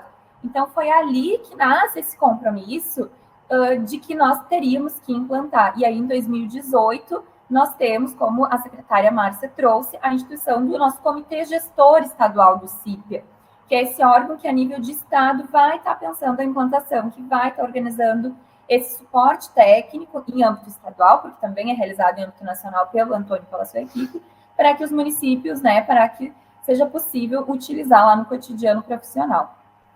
Então, essa história, né, a nível de Estado, assim, para a implantação do CIPIA, ela já vem há bastante tempo, e cada vez mais estamos tentando qualificar, né, apesar da pandemia, nós mantivemos as capacitações, mesmo online, para que desse sequência, né, segmento que vimos desenvolvendo. Neste ano, que é um ano atípico, que é um ano de pós-pandemia, que nós estamos aí com várias questões difíceis, nós também conseguimos priorizar essa manutenção. E para o ano que vem vamos dar sequência e ampliação, né, porque sabemos da importância que tem esse sistema. Tá? Pode passar, por favor, o slide. Então, a ideia não é falar amplamente sobre o que é o sistema, porque o Antônio já falou, a secretária Márcia também já trouxe, mas brevemente, pode passar, por favor. Então, aqui, né, o CIPIA, como foi dito, ele é uma plataforma online nacional de apoio e retaguarda às ações federativas de planejamento, execução, monitoramento e avaliação das políticas públicas relacionadas à infância e adolescência. Quando nós vamos para o interior das capacitações, eu gosto de falar que o CIPIA, nós podemos imaginar ele como um prontuário eletrônico, onde o conselheiro vai registrar os atendimentos. Mas é um prontuário que tem um bônus, ele gera dados. Ele possibilita que eu faça o acompanhamento. E ele me lembra, inclusive, que eu preciso dar o acompanhamento. Porque cada medida de proteção que eu aplico vai ficar ali no sistema para eu dar uma resposta depois, dizendo o que aconteceu, né? Então, se essa medida foi aplicada, se foi cumprida, se o serviço que eu requisitei, ele conseguiu prestar o atendimento, se deu alguma resposta. Então, ele vai tendo essa possibilidade de convocar os conselheiros e conselheiras tutelares a responder no sistema o que ocorreu e também de demandar da rede de proteção essa resposta. Porque quem registra no CIPA são os conselheiros e conselheiras tutelares, né? E esses dados ficam visíveis, né, os dados sigilosos, apenas para os conselheiros e conselheiras tutelares. Isso é importante, porque eu vi que alguém perguntou antes aqui. Então, se eu enquanto coordenadora, né, como membro da coordenação estadual, não tenho a possibilidade, mesmo com a minha senha, de ir lá no conselho tutelar de, vamos ver, de esteio e verificar o que a conselheira registrou, porque isso é sigilo. São apenas os conselheiros que vão conseguir visualizar. A secretária de assistência social também não vai conseguir visualizar o que o conselheiro registrou, porque isso é sigilo. Então, os dados das crianças não vão ser publicizados, não tem risco de um profissional externo verificar aquelas informações, porque só entra quem tem senha. E nós, enquanto âmbito estadual, e o Antônio também nacional, temos uma rigidez bem grande para fornecer a senha, justamente porque a pessoa tem que comprovar que ela é conselheiro e conselheira tutelar para que tenha acesso, só quem tem que ter acesso, né? Porque esses dados são sigilosos. Então, nesse sentido, podem ficar muito tranquilas, porque não há risco, né? Então, também é um instrumento estratégico, descentralizado, de interesse público à garantia dos direitos de crianças e adolescentes, que inclui, então, o módulo de conselheiros tutelares e o módulo SINASE. Talvez você já tenha ouvido em outros momentos. E o CIPA SINASE, né? Quem tá fazendo, quem está organizando. Também é a Secretaria de Igualdade, Cidadania e Direitos Humanos, já que o CIPA SINASE, ele não é conosco, o CIPA SINASE é com a Socioeducação, que está hoje em outra secretaria. Nós trabalhamos especificamente com o CIPA Conselho Tutelar, que é o nosso âmbito de atuação. Então, ele é um sistema nacional de registro e tratamento de informações para garantia e defesa dos direitos fundamentais de crianças e adolescentes. Pode passar, por favor.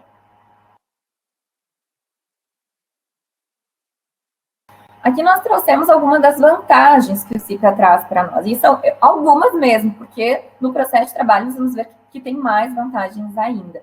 Então, de acompanhar o fluxo de atendimento da criança e adolescente em situação de violência, porque eu consigo acompanhar desde o início, então, onde tem uma denúncia, a denúncia é realizada, eu vou fazer o meu atendimento enquanto conselheiro e conselheira tutelar, vou aplicar uma medida de proteção, e após, eu vou acionar a rede, e ela, por meio de um link, que nós trabalhamos bastante na capacitação, ela recebe um link para que ela mesma possa responder, e vai direto para o sistema com link temporário, né?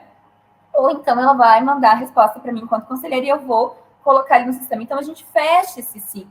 Ele inicia com a identificação da violação e finaliza apenas depois, quando eu digo se aquela medida de proteção foi aplicada, se a rede atendeu aquela minha solicitação, né, se houve de fato a proteção.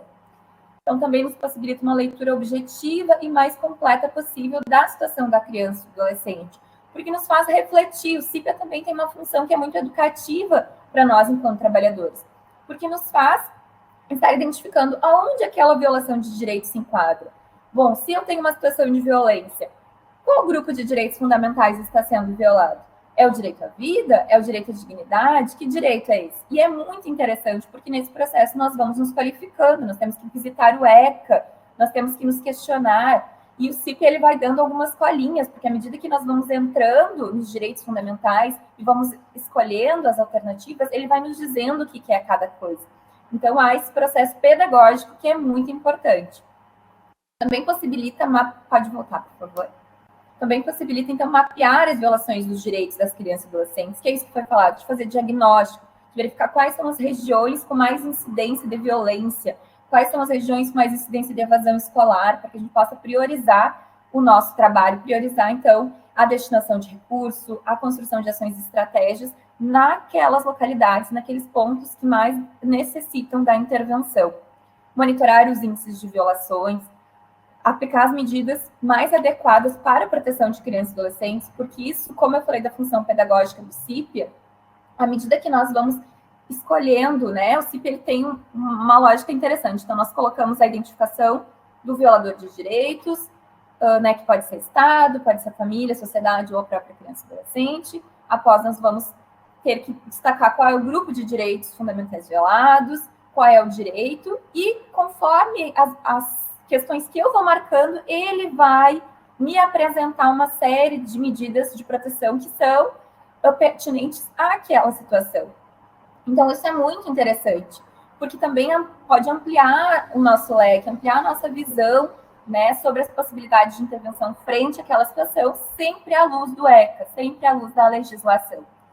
E também possibilita, então, o registro das informações, denúncias e atendimentos realizados. Então, são inúmeras, né, as possibilidades de utilização do CIPIA, e o principal é preservação da história de vida dessa criança e adolescente. Nos possibilita compreender a trajetória que essa criança e adolescente tem. Se ela vai para outro município, esse cadastro pode ser transferido para outro município, então a gente não perde nada, né? Essa história vai junto. Também traz uma questão importante, porque registros somos obrigados a fazer. Todos os conselheiros tutelares hoje registram os atendimentos. Mas quando a gente registra em papel, como é grande parte das vezes, esses papéis, eles ficam velhos. Eles geram arquivos, né, que cada vez vão ficando maiores, esses arquivos mortos. Nós tivemos casos já de conselhos tutelares que tiveram situações de enchentes e outras situações onde os documentos foram perdidos, né, e aí se perde a vida, a história dessas crianças. Então, nesse sentido, o sistema, ele nos garante, né, que se preserve, que se mantenha, porque sabemos que, né, papel tem dessas questões que podem ocorrer, documentos serem extraviados, né, o CIPIA, ele tira essa possibilidade, porque uma vez registrado, aquilo vai ficar registrado, a gente não vai apagar. Pode passar. E contigo. Obrigada, Marielle. Então, quais as ferramentas utilizadas no processo de trabalho, né, dos conselheiros? Antes, então, eram os prontuários, as fichas de registro, atendimento, as pastas por família, criança, arquivos em tabelas de Excel, relatório mensal, né? E com o CIPIA, vocês têm, então, os registros de dados, tudo já no sistema, né, registrado no sistema, sem precisar, então, dessas pastas, que, como disse a Marielle, né, acaba acontecendo alguma coisa, enfim, como enchentes, enfim, e pode ser que acabe se perdendo esses documentos, né, essa história de vida das crianças e adolescentes e também até de suas famílias, né. Então, o CIP, ele nos possibilita tudo isso, para que fique registrado ali os dados, sem a possibilidade de excluir também, porque não tem a opção de excluir esses registros, fica tudo ali registrado, e não se perde, né? Aqui a questão do porquê registrar, né, que também foi amplamente falado. O Estatuto da Criança e Adolescente, ele vai trazer que os conselheiros e conselheiras tutelares têm uma atribuição de assessorar o Poder Executivo local na elaboração da proposta orçamentária para os planos, programas de atendimento aos direitos da criança e adolescente. E é a partir desses dados que o Conselho Tutelar vai conseguir estar fazendo essa disputa, porque sabemos que a questão de orçamento é uma questão de disputa. E a gente precisa provar, precisamos comprovar por que aquela ação e não outra deverá ser priorizada. E esses dados vão nos auxiliar nisso. Então, nós temos essa questão importante. Aqui, então, a gente traz um pouco das funcionalidades do usuário no CIPIA, né? Quando os conselheiros que já têm acesso, vão conseguir visualizar aí, na primeira página, no canto superior esquerdo, né? Que temos, então, o atendimento, a denúncia e a informação. E para que serve cada um, né? A informação é quando não se trata de violação de direitos de crianças ou adolescentes. Então, quando é uma família que chega no Conselho Tutelar perguntando como consegue acesso à cesta básica, né? Onde é a escola municipal, estadual mais próxima, como conseguir vaga para essa escola, né? Então, são várias informações ali várias dúvidas que vão chegando por parte das famílias no Conselho Tutelar, né? E então ali fica tudo registrado. A denúncia, então, quando é feita por terceiros e por isso não estão presentes os pais, os responsáveis, né, e as crianças e os adolescentes, e o atendimento inicia quando estão presentes os responsáveis, as crianças e os adolescentes, mas se a denúncia for procedente, realmente aí sim se faz o atendimento, né? Se for improcedente, não é feita, né? Vamos tentar falar um pouquinho rápido, assim, porque o tempo está pequeno e acho que é importante a discussão. Então, como eu disse, a lógica do CIPIA, ela é a nossa lógica de atendimento. O que ocorre? Primeiro temos a identificação da violação de direitos. Após essa identificação da violação de direitos, vamos aplicar essa medida de proteção. E após, vamos acompanhar. Então, o CIPIA nos possibilita esse caminho, né, que vai sempre se retroalimentando para que tenhamos o ciclo completo. Pode passar. Aqui nós trouxemos um dado importante para que todas nós, principalmente os gestores municipais, estejam atentos. A partir do ano passado, né, foi colocado como um critério para recebimento de recursos do FECA, do Fundo Estadual dos Direitos da Criança e do Adolescente, para a administração pública municipal, a comprovação da utilização do CIPIA-CT. Então, nos próximos editais, com recursos do FECA, né, elaborados pelo SEDICA, conjuntamente com a Secretaria, terá esse critério. Só poderão participar, só poderão concorrer aqueles municípios que estão usando o CIPIA. E por que de colocar esse critério? Porque a gente entende que é fundamental que se utilize. E para isso precisa ter o comprometimento do gestor público. E essa foi uma das formas que nós conseguimos dar de incentivo para que as gestões municipais se responsabilizem por essa implantação. Então, tenham como uma pauta sua, porque, afinal de contas, aqueles municípios que estão utilizando o CIPIA vão também ter uma destinação aí diferenciada de recursos, vão poder participar dos editais de modo diferenciado, frente aos demais, né? É um reconhecimento da importância dessa utilização. Aqui um pouco nós trouxemos, né, as orientações para implementar o CIPIA no município. A primeira coisa que nós destacamos é que é importante articular com o gestor municipal. Aqui o gestor municipal ele precisa reconhecer e entender que o CIPIA precisa estar implantado. E aqui, então, a gente também quer trazer e chamar o Ministério Público, né? Chamar não, o Ministério Público já está, né? Já está junto conosco, mas é reforçar a importância dessa parceria, para que se mobilize, que se sensibilize esses gestores municipais, porque eles precisam querer, porque vão precisar também prover a estrutura, a infraestrutura para que os conselheiros e conselheiras possam usar o CIPIA. É necessário computador, é necessário internet, e por mais que os conselhos, né, estejam aí já há bastante tempo, desde que o ECA, né, foi instituído, mas ainda os instrumentos de trabalho de muitos conselheiros são precários, né, muitos conselhos tutelares ainda têm estruturas muito precárias, não precisamos qualificar. Então, é imprescindível dialogar com o gestor municipal sobre o CIPIA, a fim de que o mesmo possa prover a estrutura necessária para que os conselhos tutelares façam adesão, né? Isso está numa resolução do CONANDA, e também já a nível do Estado, né, por meio de SEDICA, nós estamos articulando, que também vai sair mais breve, uma resolução falando sobre essa importância. Nós já temos 2 resoluções do SEDICA que tratam sobre a questão do CIPIA, né, sendo uma delas que vai falar sobre os recursos do FECA, e então logo vai sair outra trazendo a importância de que os conselhos municipais e as gestões façam aí os seus planos. Pode passar. Também é preciso termos a articulação com o Conselho Municipal dos Direitos da Criança e do Adolescente.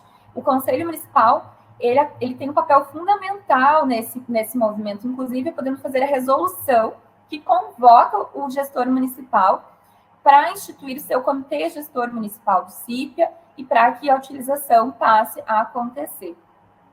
Então, cabe ao Conselho Municipal ou distrital, né, quando for o caso, né, a definição do plano de implantação do CIPIA, assim como o Estado do Rio Grande do Sul, né, o SEDICA, fez uma resolução pedindo que o Estado implantasse o comitê gestor estadual. E esse comitê gestor municipal, ele vai ser organizado conforme a realidade de cada localidade. Em alguns territórios, vão participar mais políticas, mais serviços. Em outros territórios menores, como sabemos que grande parte municípios do estado do Rio Grande do Sul são de pequeno porte 1, esse comitê gestor ele vai ter uma configuração diferenciada. Então, isso vai se adequando a cada realidade, não existe um padrão. O importante é que tenha a intersetorialidade. Você ia falar, doutora Luciana? Não, eu não ia falar, estou preocupada com o tempo de novo, Mara, desculpa. Não, tudo bem, pode passar. Então, aqui brevemente, né, a criação desse comitê gestor municipal deve acontecer, e esse comitê gestor tem que ser criado por meio de um ato do Poder Executivo Municipal. Então, um decreto, uma lei, né, tem que ter um ato que formalize. Pode passar, Laura. Então, aqui nós estamos disponíveis enquanto apoio técnico estadual para estar auxiliando os municípios nessa implantação, nessa articulação. O CEDICA também, né, o Conselho Estadual está disponível. Vamos passar, que eu acho que vamos mais para aqui para o fim. Só vou fazer uma observação, o Antônio estava colocando aqui no chat, eu acho importante dizer, o CIPIA, ele tem 2 ambientes.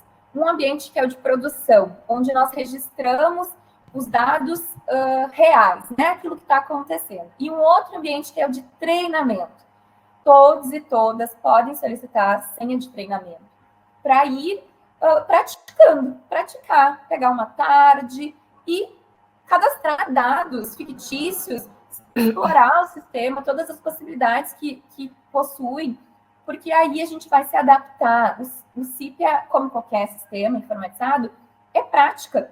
E ele é um sistema que, à medida que a gente vai mexendo, nós vamos vendo que ele é muito didático, ele é muito lógico, né? A sua utilização tem uma questão muito lógica, uma matriz que é um pouco de...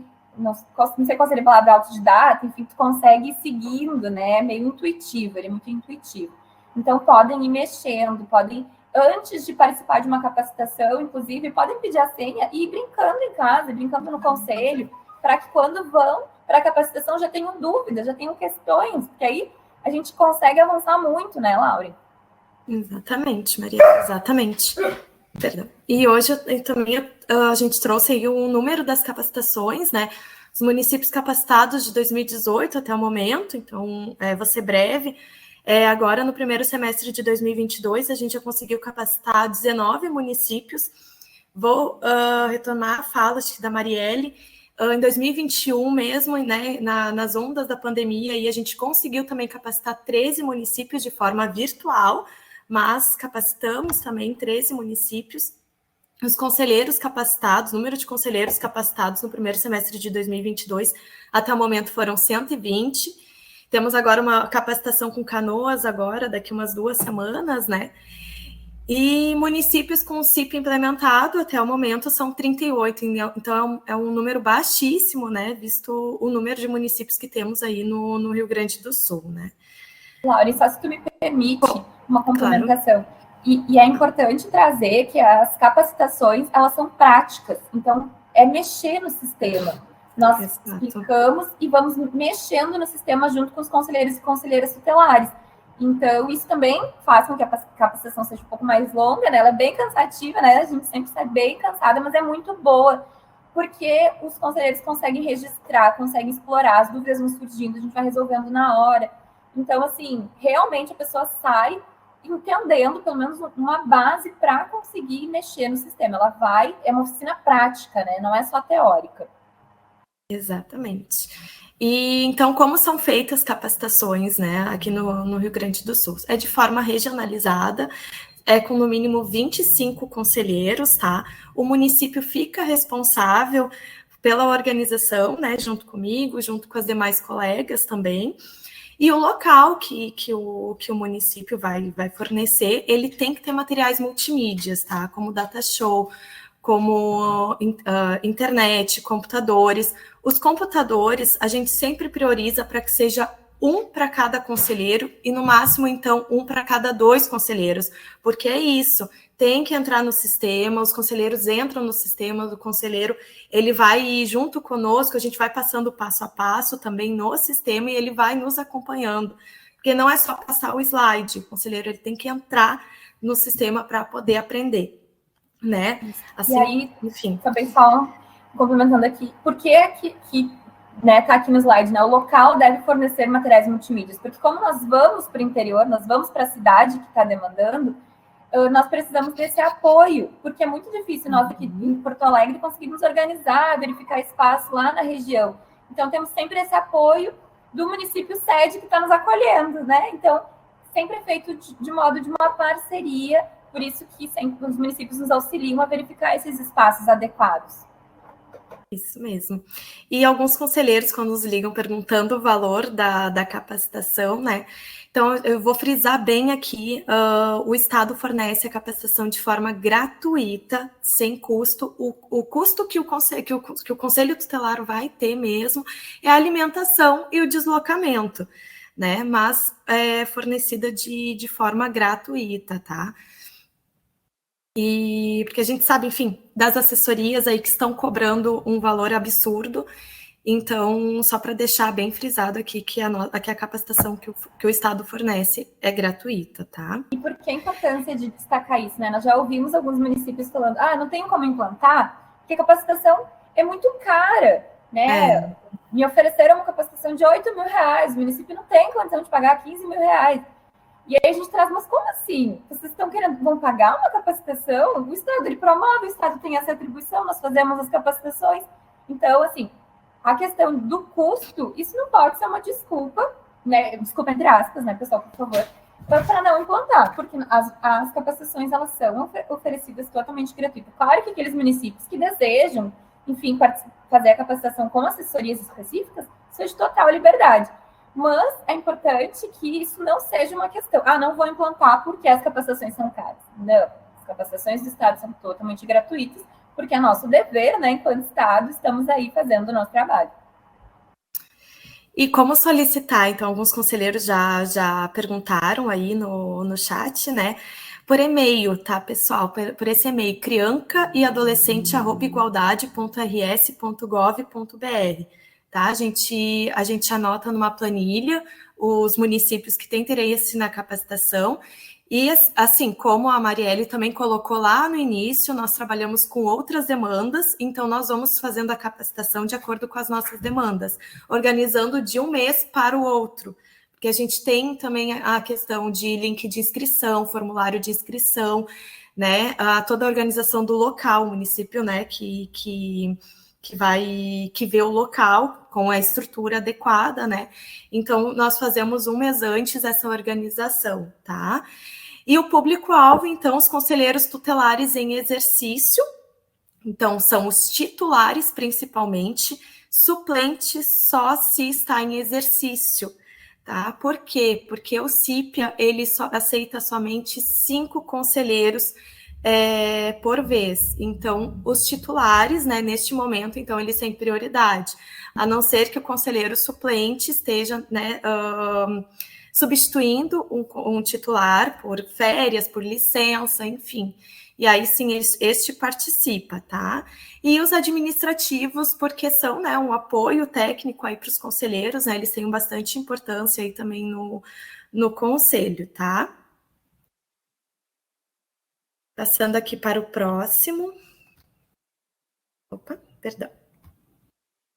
Então, a nossa programação, né? A gente tem uma programação aí das 10 ao meio-dia. Nós fazemos uma abordagem teórica, né? Com atribuições e ferramentas de informação no processo de trabalho do Conselho Tutelar, os direitos fundamentais e medidas de proteção e as orientações para a implementação do CIPIA, né? E à tarde, sim, à tarde nós, então, fazemos a parte prática, com as funcionalidades do usuário, informação, denúncia e atendimento, cadastrar o sistema de garantias de direitos e o espaço para as dúvidas. Não sei se a Marielle gostaria de complementar essa parte também. É isso, assim, nós temos esse momento pela manhã, sempre com algumas discussões mais teóricas, porque, como eu disse, o CIPIA, ele pressupõe que tu tenha muito nítido quais são esses direitos fundamentais, que tu tenha a identificação dos agentes violadores. Então, esse momento teórico, ele é importante para que se consiga utilizar de forma qualificada, porque, né, como dissemos, e eu sempre gosto de frisar, o CIPIA é meio, não é só saber preencher, não, é preencher de modo qualificado, é uma utilização crítica dele. inclusive nos questionando o tempo inteiro sobre os nossos próprios processos de trabalho. E aí, só um adendo, assim, essa capacitação que nós fazemos normalmente no interior acaba sendo de um dia, né, um dia inteiro, porque temos também deslocamento, né, toda uma demanda. As capacitações que nós fazíamos aqui em Porto Alegre, as oficinas sempre eram de 2 dias, então nós conseguimos ter mais tempo, né, e a nossa proposta é fazer dar certo, né, Laura, então ano que vem nós possamos retomar as capacitações presenciais aqui em Porto Alegre, e aí de 2 dias, e aí, porque aí os conselheiros vêm, né, aqui para Porto Alegre, no local com computador, e nós ficamos mais tempo, e aí dá mais tempo de prática, dá para a gente conseguir dialogar mais, acaba sendo muito, muito bom, né, porque tudo que a gente faz aqui em um dia, a gente faz no dobro do tempo. Isso mesmo. E também nós disponibilizamos certificados, tá? Mas o conselheiro tem que ter ali a presença de 75% da carga horária, tá? E então, rapidamente ali, só para explicar a solicitação de acesso, né? Algumas conselheiras já perguntaram aí no chat também. Nós temos esse material, os conselheiros que precisarem desse material de solicitação de acesso, passo a passo, podem nos encaminhar o e-mail que a gente vai enviar esse material, tá? Então, tem que entrar no site do CIPIA. O CIPIA tem os 2 ambientes, ambiente de produção, ambiente de treinamento, tá? E aí, quando ele for clicar nos ambientes, vai aparecer solicitação de acesso. E ele vai solicitar o acesso, vai colocar vai preencher todos os campos, e ele vai pedir 3 documentos, o RG, o CPF e o termo de designação, nomeação. O RG, ele tem que ser frente e verso, pessoal, frente e verso. Se for só verso, não é aceito, tá? CPF pode ser verso, e o termo de designação, nomeação, é o documento de posse, né, da gestão. Convocação de posse não é aceita. E já vou aqui fazer, dar a orientação do termo de designação do suplente. Conselheiro suplente que está entrando em exercício no lugar, né, substituindo o titular, o termo de posse dele tem, independente se é exoneração também, tá? Exoneração, férias, licença, enfim. Tem que constar o conselheiro titular que está substituindo, o motivo e o período dessa substituição.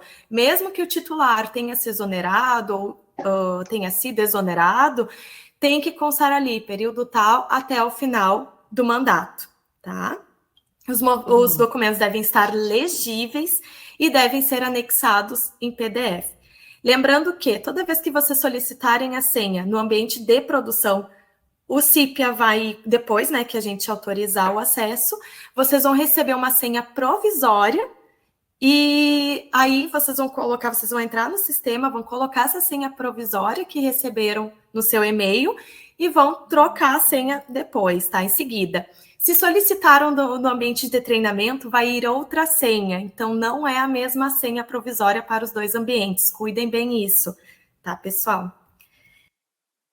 Eu gostaria de agradecer, então, por esse espaço. Muito obrigada, doutora Luciana. Muito obrigada a todos que estão nos acompanhando. E estamos à disposição para quaisquer dúvidas, solicitação de capacitação, enfim, nós, a coordenadoria, estamos à disposição. Também quero agradecer, doutora Luciana, Marta, pelo espaço.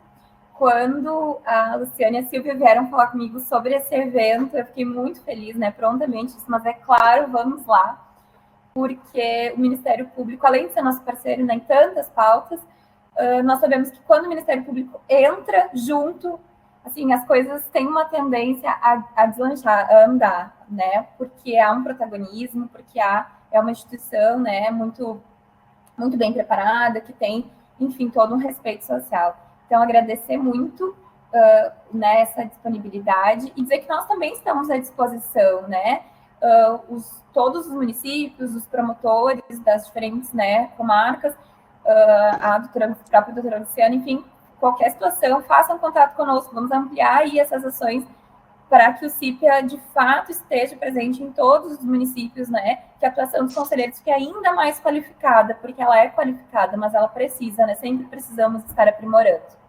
Ótimo.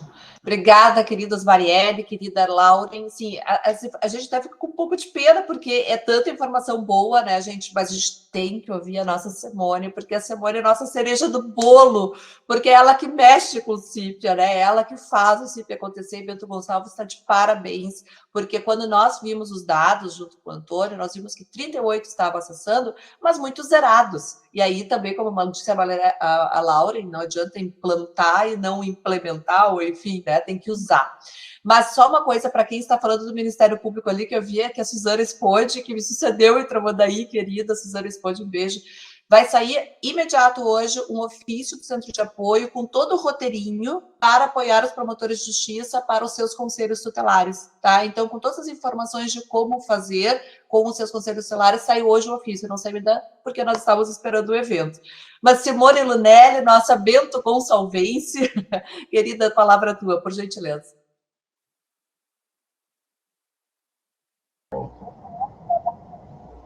Bom, primeiramente, bom dia. Vou fazer minha autodescrição. Sou uma pessoa morena, estou com uma blusa verde e estou na minha sala do Conselho Tutelar de Bento Gonçalves. Eu vou ler, tá? Que é mais fácil aqui. Eu quero primeiramente agradecer em nome do meu colegiado, ao MP, a todos os organizadores, aos meus colegas conselheiros tutelares que estão assistindo esse encontro maravilhoso. E eu não tenho palavras para descrever o quanto a gente está feliz em poder participar e poder passar para os demais o quanto é importante falar do CIPIA. Antes da implantação do CIPIA em nosso conselho, os ofícios eles eram todos impressos em pastas, tá? Hoje, o nosso arquivo ele compõe mais de 10 mil pastas. Então, para nós, a implantação do CIPIA no município trouxe uma dinâmica muito, muito boa.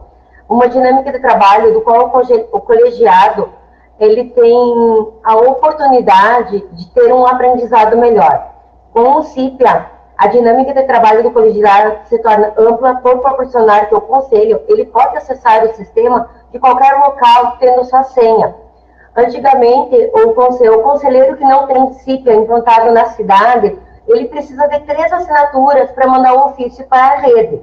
Com a implantação do CIPIA, essas assinaturas elas são eletrônicas. Então, se eu estou em casa e meu colega de plantão, ele precisa encaminhar um ofício para o MP, ou ele precisa encaminhar um ofício para a rede, os colegas que estão, eles podem entrar no sistema com a senha do seu computador, na sua casa, fazer a assinatura eletrônica e encaminhar esse documento. No momento que o Conselho Tutelar, ele encaminha esse documento para a rede, nós aqui no município a gente tem um fluxo, e a gente encaminha para esse fluxo, a gente determina um prazo de resposta para esse atendimento. E nesse prazo de resposta, o conselheiro tutelar de referência, ele consegue fazer um acompanhamento. Se aquela criança ela está sendo atendida, qual é a implantação que foi feita de políticas públicas em cima daquela família, o que está acontecendo. Então, a gente tem uma dinâmica muito rápida de retorno. É um trabalho muito amplo com a rede. E sendo que o nosso município ele está há mais um ano com a implantação, hoje a gente tem no período do dia 26/7 de 2021 até 26/7 de 2022, foram feitos 1.725 atendimentos, 1.566 denúncias. Cadastrados no sistema são 1.669 pais responsáveis, 2.296 crianças, sendo que foi 3.106 ofícios requisitando políticas públicas e serviços. Hoje, com a implantação do CIPIA no nosso município, a gente consegue cobrar, como o seu Antônio explicou, números, nos traz credibilidade para cobrar políticas públicas. Hoje, a gente não fica só sentado dentro do CT. Com esses números, a gente pode ir na comunidade, a gente pode ir no bairro, onde está tendo aquele direito violado, conversar com a comunidade, para junto criar políticas públicas, para cobrar do gestor e após cobrar do Ministério Público, que possa cobrar do gestor que seja implantado isso. Então, tu tem uma credibilidade com números concretos para passar para essas plataformas. Eu fico muito feliz em também falar que futuramente, se todos os órgãos implantarem o CIPIA, hoje o maior direito violado ainda é a educação. E com a implantação do CIPIA a gente não precisa mais ter FICAIs. Então a gente vai eliminar uma plataforma que é a FICAI, trabalhando apenas com o CIPIA, porque dentro do CIPIA ela tem o direito violado que é a educação. O artigo 129, inciso 5º, que obriga o pai, a mãe a matricular, a gente já aplica as medidas dentro do próprio CIPIA e a gente obriga também o município à criação e implantação de escolas fundamentais, municipais, infantis e Estado. Então, essa dinâmica... Então, assim, eu peço aos conselheiros que estão assistindo a live, ao Ministério Público por ter aberto isso, ao Antônio, não tenham medo de trabalhar com o CIPIA. O CIPIA é desenvolver políticas públicas, é ensinar o conselheiro tutelar um aprendizado todo dia, porque se a gente está trabalhando, a gente está alimentando o CIPIA, a gente está estudando todos os dias, a gente está se aperfeiçoando e com isso nos torna profissionais com mais conhecimento. Então, a minha palavra, a minha mensagem para os que estão assistindo é isso: implantem, cobrem dos gestores, cobrem do CODICA, a implantação do CIPIA no município. Vocês vão ver que isso vai trazer muito conhecimento, muita facilidade em trabalho. Porque a implantação, ela pode proporcionar muitas coisas boas. Para vocês terem uma ideia, hoje a gente tem um espaço muito amplo dentro do nosso CT, que ele é ocupado por um pasta, arquivos, que até a economia de folhas, hoje para o meio ambiente, isso é muito importante. A conscientização, que a gente não vai mais usar a folha, né? Isso é importante. E esse espaço hoje que a gente tem dentro do nosso CT, que é ocupado para essas pastas físicas, não nessa gestão, mas na próxima, com a implantação do CIPIA, que a gente já está informatizado, ela pode ser usada como um espaço de uma biblioteca infantil, um espaço para as crianças poderem brincar. Então, é um espaço a mais que o CT vai ter disponível para a criança, né? Hoje, o nosso sistema ele é 100% informatizado. Hoje, a gente não trabalha mais com pastas físicas, apenas com o CIPIA. Então, conforme chega a demanda, a família ela é cadastrada, família por família, criança por criança, tá? Porque o dado, ela é individual. A criança, ela é atendida individual. É atendida a família, mas o direito é daquela criança. Então, é a criança que ela vai gerar um número. Então, para nós, isso nos traz muita facilidade. Porque se todos os conselhos trabalharem com isso, a gente não vai mais correr o risco de mandar por e-mail, de documentos serem extraviados, de pessoas que não têm, às vezes, boa índole, pegar esses documentos e trabalhar com isso não corretamente. Então, os números, graças a Deus, estão aí, mais de um ano trabalhando. Vai ser criada uma lei municipal que o próximo colegiado continue trabalhando com o CIPIA. E gestores públicos, implantem o CIPIA. Você só tem a ganhar, conselheiros, você só tem a ganhar com isso. Muito obrigada pela oportunidade, obrigada, Antônio, a doutora Luciane, a Lauren, a Marielle, a Márcia, aos demais que estão assistindo. Obrigada pela oportunidade, desculpa o nervosismo, mas falar do CIPIA é fácil. Falar do CIPIA hoje é comodidade, é prazer. Então, assim, é números e a gente não fala, a gente mostra. Então, a gente tem números para provar isso, como o Antônio mostrou. Meus parabéns, Simone. Não foste nada nervosa, falaste de uma forma brilhante. É isso que a gente precisa demonstrar para as pessoas que nos assistem, que não é difícil. Eu até faço o movimento. Vamos fazer, assim, não digo trabalhar com metas, isso vai ser depois, mas vamos todo mundo pedir senha do CIPIA, né? Todos os conselheiros tutelares que estão nos assistindo, peçam a senha de acesso. Vamos mexer nessa área de treinamento que tanto o Antônio Cláudio quanto a Marielle, a Lauren falaram, porque também, pessoal, é isso, essa capacitação, ela não vai fazer uma varinha mágica de condão, né? A gente tem que mexer, então tem que ter o acesso, lá com isso os nossos números vão aumentar, as dúvidas vão surgir, não vamos aguardar a capacitação, né? Vamos pedir assim. Então, Simone, meus parabéns, Bento Gonçalves, como eu te disse, está de parabéns, que bom, mas nós temos um potencial gigante, tanto no Brasil, mas especialmente no Rio Grande do Sul, né? Que nós falamos hoje aqui da nossa terra. Pessoal, tem que ter dados, não existe mais política pública sem dados, não existe mais, eu acho que eu atendi. A questão da impessoalidade é basilar na administração pública, desde a Constituição Federal, muito antes disso até. Então, quer dizer, nós não temos, isso é o conselheiro tal que ligou, mas como ele não está hoje, eu não sei o que aconteceu. Quem de nós aqui já não passou por isso, né? Eu já passei muitas vezes. Então, mas quem é que atendeu aquela moça? Não sei, vou ver. E aquilo não vem nunca, porque a pasta se perdeu, porque não foi registrado a tempo. Temos que superar essa nossa dificuldade com a mudança, com o novo. Mas é um saco, é uma burocracia. Será que precisa mesmo? Gente, é isso que nós precisamos, sim. Isso não é demais. Isso, além de ser nossa obrigação, isso vai gerar resultados, eu tenho certeza. Então, assim, eu agradeço de coração ao nosso time. Temos algumas perguntas que, aliás, o Antônio Cláudio respondeu todas aqui, né? Eu estava olhando no chat. Então, em relação à questão dos acessos, são dados sigilosos, né? Não ficam disponíveis a ninguém, e é só as estatísticas que ficam para desenvolver a política pública, né? Em relação ao Ministério Público, as orientações vão ser prestadas pelo Centro de Apoio com um roteiro aos colegas, não é o Ministério Público que cadastra, né? É o conselheiro, a conselheira que vai pedir.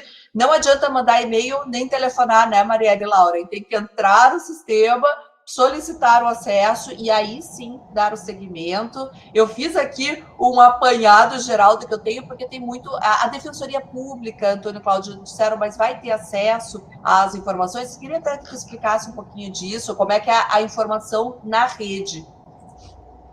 Sim, primeiro tem assim, um conjunto de informações, aquelas estatísticas que qualquer cidadão, sem necessidade de senha, tem acesso. Então, estatísticas públicas não dá o nome de ninguém, não expõe a criança, não expõe ninguém que fez o atendimento. Mas Ministério Público, Defensoria Pública, e aí tanto o promotor público quanto o servidor lá da equipe técnica podem ter acesso. São acessos basicamente de consulta, não tem inserção de informação nenhuma, diferentemente do conselheiro tutelar, da sua equipe técnica administrativa, que sim é quem faz o registro, gerencia todo o processo. Houve uma pergunta aqui em relação a se os órgãos da rede precisam ter acesso. Eu respondi por escrito, e aproveito aqui para reforçar, dizendo o seguinte, que não é absolutamente necessário que o órgão tenha acesso. Eu digo aí o CREAS, o CRAS, a Secretaria de Educação, porque na relação do Conselho Tutelar com esses órgãos, via envio das demandas, dos ofícios, das medidas de proteção, que seguem por e-mail, né, as assinaturas são eletrônicas e a documentação segue por e-mail para o órgão precisa apenas responder sobre a execução dessa medida usando uma senha, que a gente chama de token, que vai para cada documento. Então, cada demanda, cada ofício, junto com ele é encaminhado uma senha, que a gente chama de token, e o órgão responde usando essa senha, esse token, para aquele documento específico. E qual é o objetivo disso? É que o órgão informe sobre a execução. Para dizer para o conselho, olha, a criança que você me mandou aqui já está sob meus cuidados, está comigo. Né? O direito que foi violado agora já está restaurado, está ressarcido. Então, o Conselho Tutelar sim acompanha via plataforma a execução das medidas. Então, para isso, o SGD não precisa de acesso. Agora, no nível mais avançado de implantação, é possível que, dependendo do fluxo local, que o CIPIA seja a plataforma de suporte para que os órgãos remetam as denúncias de violação, remetam as violações, a comunicação de violação para o Conselho Tutelar. Então, se hoje a Secretaria de Educação, quando remete as FICAI lá para o Conselho Tutelar, ele pode remeter via CIPIA, ele pode remeter qualquer comunicação de violação via CIPIA, o Conselho Tutelar dá o tratamento dentro do CIPIA e toma as medidas necessárias usando o CIPIA e se relacionando com os órgãos. Aí, neste caso, de uma implantação mais avançada, sim, a Secretaria de Educação terá que ter a sua senha de acesso para ele poder fazer registros, né? Na implantação mais básica, não precisa, porque cada documento vai uma senha e ele responde especificamente sobre aquela demanda do Conselho. Tá? Então, a forma de solicitar acesso, entrando na plataforma, a Lauren já falou, né? Manda RG, CPF, o seu documento de designação no órgão do SGD. Então, para o Conselho Tutelar, o termo de posse, para o Ministério Público pode ser a sua identificação funcional, se é um terceirizado, é o seu contrato de trabalho, né? Ou ainda, se é o administrativo do Conselho, uma declaração do Conselho dizendo, olha, fulano trabalha aqui no Conselho e está pedindo acesso como auxiliar aqui. Isso é fundamental para a coordenação escolher o perfil e dar o acesso adequado, dependendo da atuação da pessoa na SGD. É simples assim. E eu gostei da sua proposta, Luciana. Olha, vamos todos pedir acesso ao treinamento, não custa nada, não dói nada, não compromete nada. Todo mundo pedindo acesso ao treinamento, e aí a Lauren e a Marielle vão se organizar para dar esse suporte a posteriori. É isso, a gente tem que iniciar. Né? Olha o nível que nós já estamos. Aqui eu estou vendo gente de Rondônia nos acompanhando, né? De Pernambuco, de Santa Vitória do Palmar, que é o nosso lá do finalzinho quase do Uruguai. Então, vocês pensam, é muito amplo esse alcance. Se conseguirmos iniciar, aí os problemas a gente vai fazendo a gestão depois e vai entendendo melhor, mas sem iniciar, nada inicia, né? Então, meus queridos painelistas, palestrantes e amigos, já o Antônio Cláudio já considero um amigo, né? A Simone também, que eu não conheço, é a mesma coisa, porque, de fato, sim, acho que foi um evento bem prático, podemos fazer outros, mas, sem dúvida, alcançamos, eu acho que um grande objetivo. Nós ainda temos, neste ponto, dos mais de 230 pessoas nos acompanhando, então vocês veem que é algo que está angustiando, e eu acho que o primeiro passo, ou pelo menos um grande passo hoje, a gente espera ter dado. Então, muito obrigada de coração pela disponibilidade, pelo amor à camiseta que vocês demonstraram. Me parece que nós estamos aqui fazendo a diferença para todas as nossas crianças e adolescentes, não só do Rio Grande do Sul, mas, quiçá, do Brasil. Então, a todos um grande e um carinhoso abraço mesmo, né? O meu muito obrigada. Querida Marta, faz o fechamento aí, nossa diretora. Imagina, não, só você já fez o fechamento. O CEAF agradece a todos e todas que estiveram conosco até agora, aos nossos queridos aí, palestrantes, facilitadores, e principalmente parabenizar a Yalu mais uma vez pelo brilhante trabalho que ela faz de unir a rede. E é isso que é muito importante. O CEAF está à disposição para todos os senhores e senhoras para que a gente possa fazer outros eventos. Um abraço. Se cuidem, um grande abraço e até a próxima, gente. Muito obrigada. Tchau, tchau.